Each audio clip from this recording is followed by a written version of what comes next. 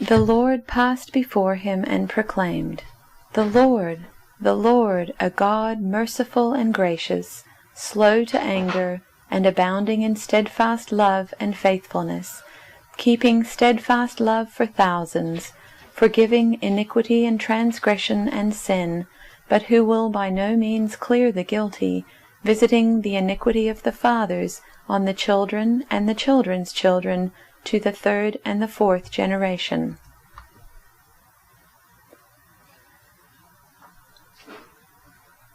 The Lord passed before him and proclaimed, the Lord, a God merciful and gracious, slow to anger, and abounding in steadfast love and faithfulness, keeping steadfast love for the 1000th generation, forgiving iniquity and transgression and sin, yet by no means clearing the guilty, but visiting the iniquity of the parents upon the children and the children's children, to the third and the fourth generation.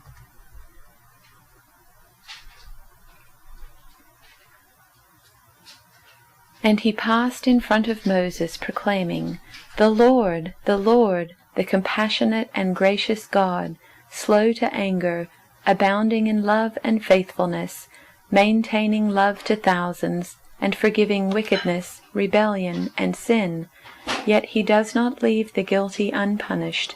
He punishes the children and their children for the sin of the parents to the third and fourth generation.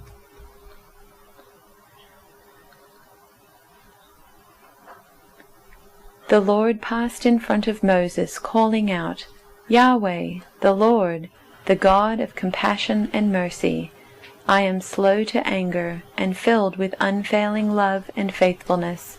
I lavish unfailing love to 1000 generations.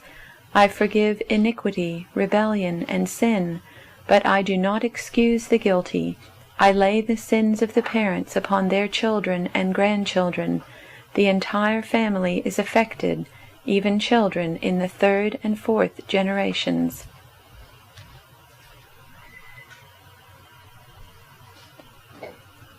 God passed in front of him and called out, God, a God of mercy and grace, endlessly patient, so much love, so deeply true, loyal in love for 1000 generations, forgiving iniquity, rebellion, and sin. Still, he doesn't ignore sin. He holds sons and grandsons responsible for a father's sins to the 3rd and even 4th generation.